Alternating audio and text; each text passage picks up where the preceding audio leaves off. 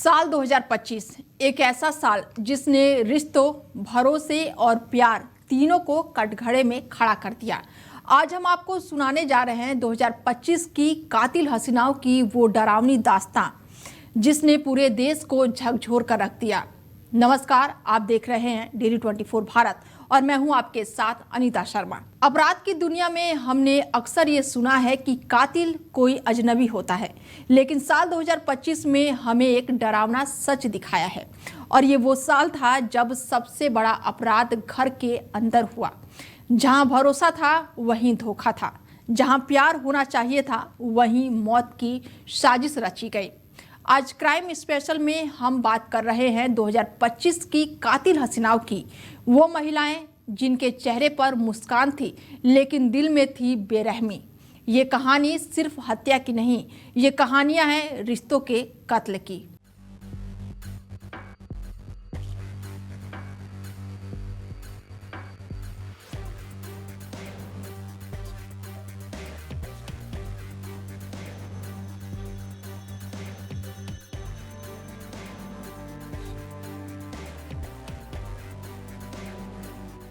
सोचिए, आप अपने ही घर में सुरक्षित महसूस करते हो, आपकी पत्नी, आपका परिवार, आपका अपना कमरा। लेकिन क्या हो अगर यही जगह आपकी कब्र बन जाए। मेरठ का ये मामला सिर्फ एक हत्या नहीं था, ये एक ऐसी साजिश थी जिसने इंसानियत की सारी हदें पार कर दी। मेरठ की एक सामान्य कॉलोनी, लेकिन एक घर के अंदर मौत को छुपा कर रखा गया था। Merchant navy officer Saurabh Rajput, जिसकी हत्या उसकी पत्नी मुस्कान और उसके प्रेमी साहिल ने की। लाश के टुकड़े किए गए और उन्हें एक नीले ड्रम में भरकर सीमेंट से सील कर दिया गया। इतना ही नहीं, शक से बचने के लिए आरोपी सौरभ का फोन लेकर मनाली घूमने चले गए। सोशल मीडिया पर तस्वीरें डालते रहे ताकि दुनिया को लगे सौरभ अभी जिंदा है, लेकिन सच बोलने से नहीं डरता।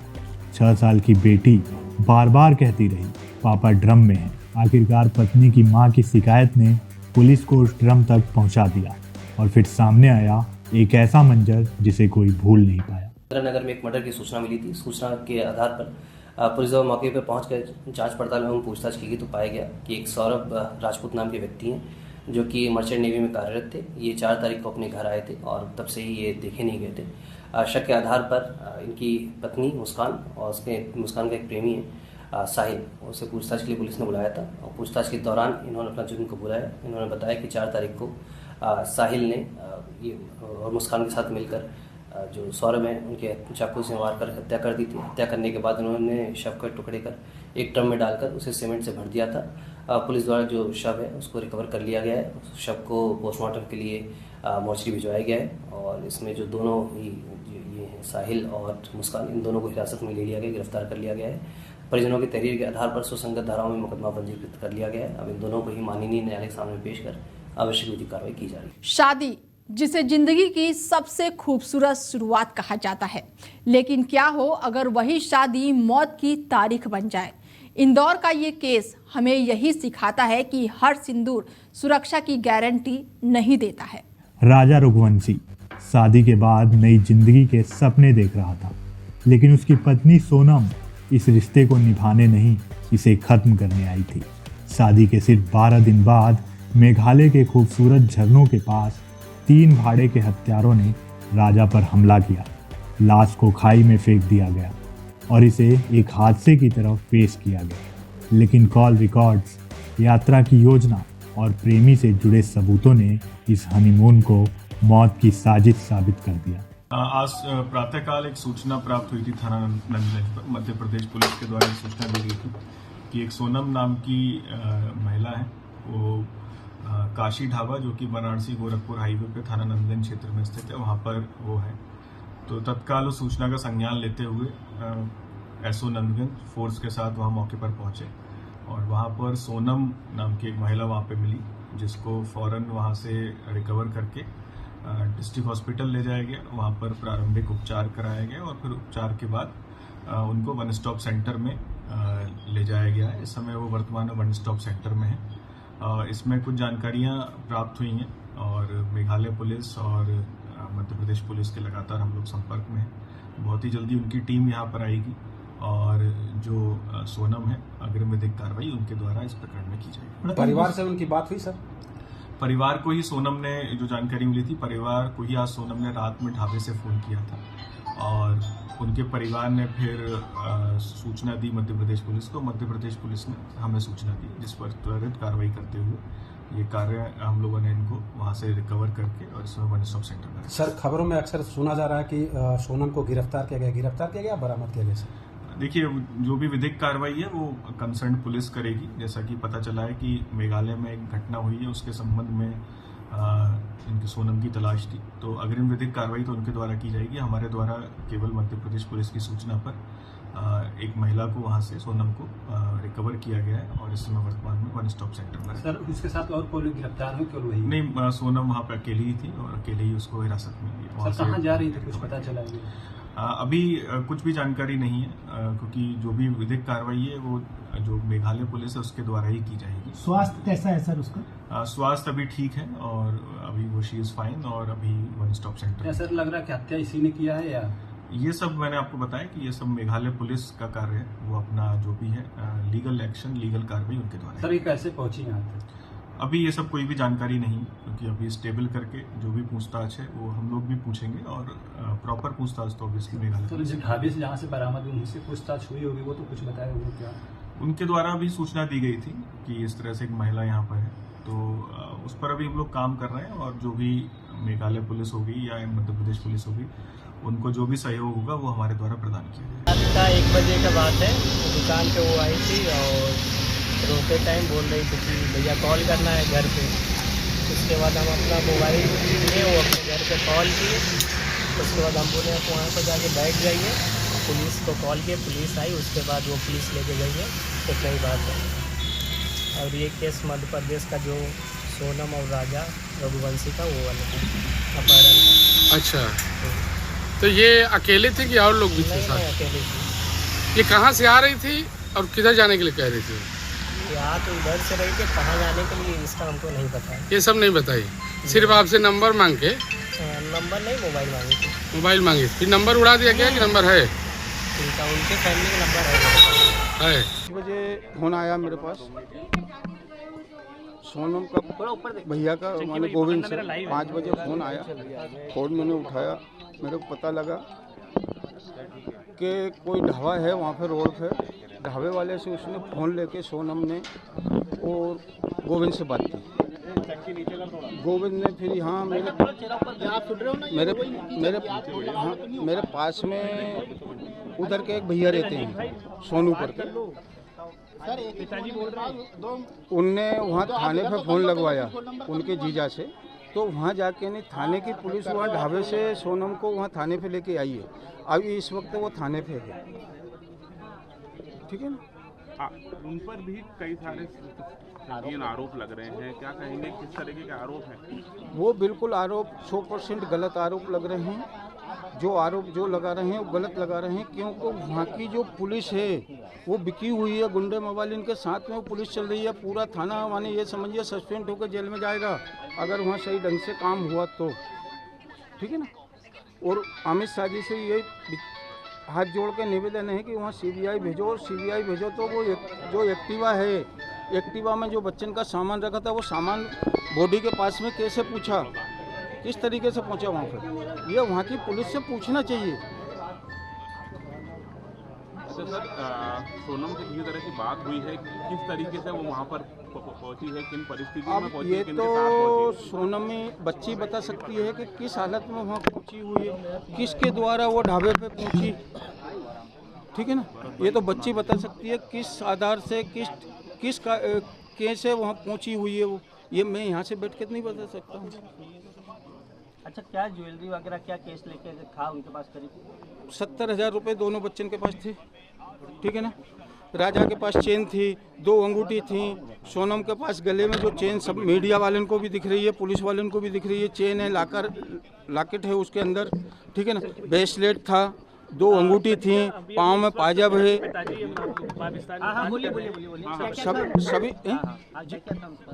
राजा के पास चेन थी, 2 अंगूठी थी, ठीक है ना। सोनम के पास चेन, वो गले में जो चेन वाला ब्रेसलेट था गले के अंदर, उसमें वो लॉकेट था, हाथ में ब्रेसलेट था और 2 अंगूठी थी बच्ची के हाथ में और चेन थी, पाजेब, पाँव में पाजेब थी और इसके बाद में दोनों के पास पैसे थे।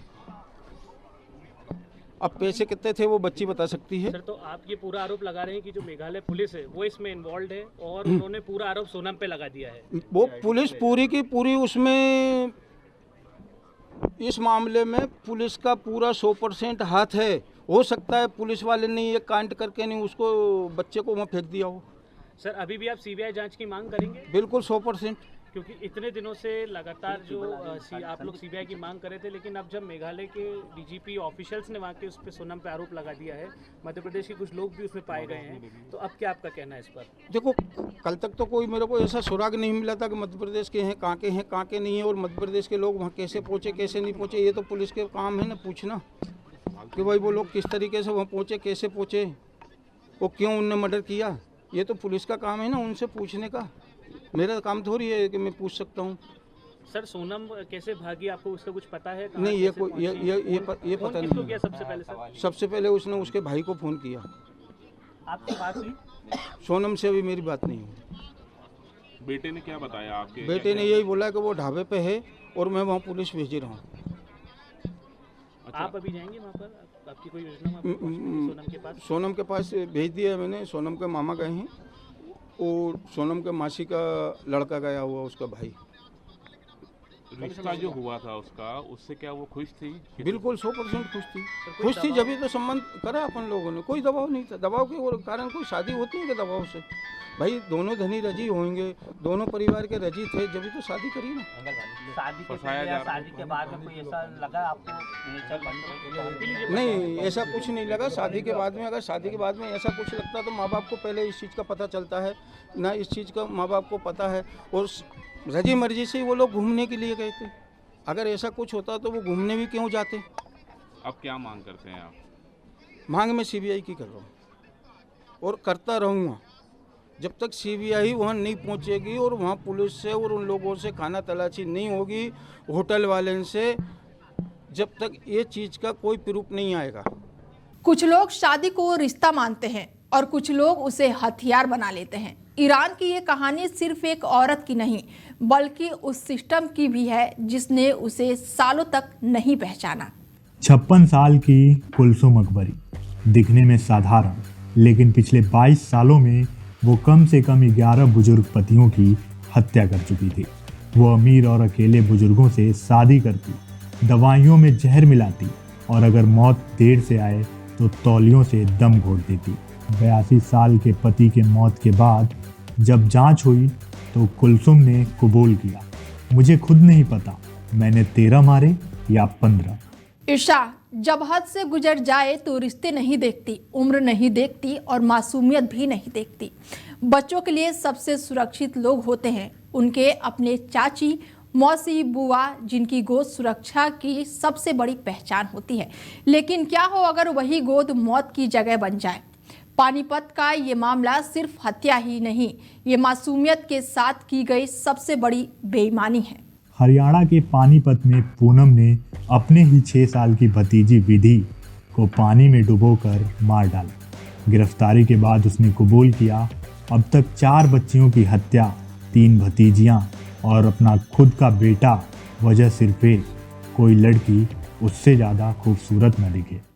नौलथा गांव में तो पानी के टब में डूबने से उसकी मृत्यु हुई है। पुलिस मौके पर पहुंची, शुरुआती छानबीन की, पता लगा कि जब वो डेड बॉडी रिकवर हुई थी तो कमरा बाहर से बंद था, तो हालात संदेहजनक थे, तो बॉडी को वहाँ से शिफ्ट करवा के हॉस्पिटल में रखवाया गया और उसमें हमने मर्डर का केस, जो सीन ऑफ क्राइम टीम और जो प्राइमरी बेसिस लगने से देखने से मौके को लगा था कि भाई इसमें हत्या की आशंका और हत्या ही लग रही थी, तो उसमें 6 साल की बच्ची विधि की जो हत्या थी उसमें हमने एफआईआर दर्ज करके 2 तारीख को हमारी क्राइम टीम और डीएसपी जो हमारे CAW नवीन, उनकी एक टीम बना के इसके अनुसंधान में हमने लगाया था। ये जो बच्ची थी ये पाल सिंह जो है उसकी पोती थी और वहाँ पर शादी का फंक्शन था, तो बारात वहाँ से जा चुकी थी और बच्ची वहाँ ट्रेस नहीं हो रही थी, तो घर वाले ढूंढ रहे थे कि बच्ची बारात में तो नहीं चली गई है। फोन फान करके पता किया तो भी नहीं पता लगा कि बच्ची कहाँ है। तो उसकी ढूंढ जब शुरू हुई तो वो कमरे में मृत अवस्था में पाई गई थी। जब प्यार हिंसा में बदल जाए तो इंसान पहचान तक मिटा देता है। प्यार जब जुनून बन जाए तो अंधा हो जाता है, और जब वही जुनून हिंसा में बदले तो इंसान लाश के टुकड़े करने से भी नहीं डरता है। संभल की ये कहानी हमें बताती है कि जब रिश्ते टूटते नहीं तो उन्हें काटा जाता है। संभल में रूबी ने अपने प्रेमी और साथियों के साथ मिलकर पति की बेरहमी से हत्या की। लोहे के हथियार, ग्राइडर, 100 के टुकड़े, सबूत मिटाने की पूरी कोशिश, लेकिन एक टैटू, एक फोटो और बच्चों की मासूम गवाही ने सब कुछ सामने ला दिया। जिसका नाम अभिषेक है, वो हमसे कहते थे कि बस कुछ महीने की बात और है, फिर मैं आपको पालूंगा, मैं ही आपको रखूंगा। फिर बीच में से तुम्हारे पापा काटा हट जाएगा। हमें खाने के लिए ब्रांडेड खाना लाते थे और वो लाते थे चॉकलेट वगैरह। हम ये चाहते हैं कि जिसने भी ये करा है, 3 जने हैं ये, हमने सुना है। कौन कौन?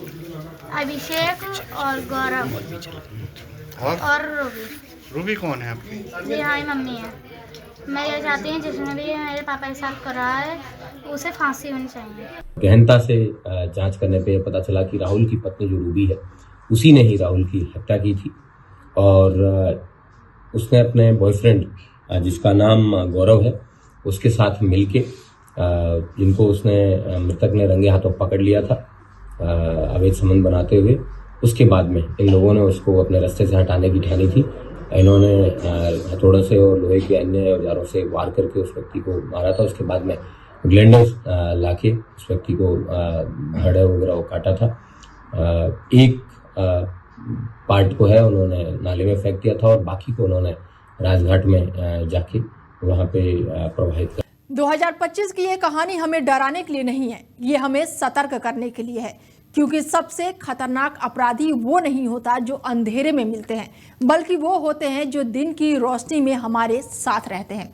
मैं हूं अनीता शर्मा और ये था क्राइम स्पेशल, जहां हम सच दिखाते हैं, चाहे वो कितना ही डरावना क्यों ना हो। फिलहाल इस खास पेशकश में मेरे साथ इतना ही। बने रहिए आप हमारे साथ, दीजिए इजाजत, नमस्कार।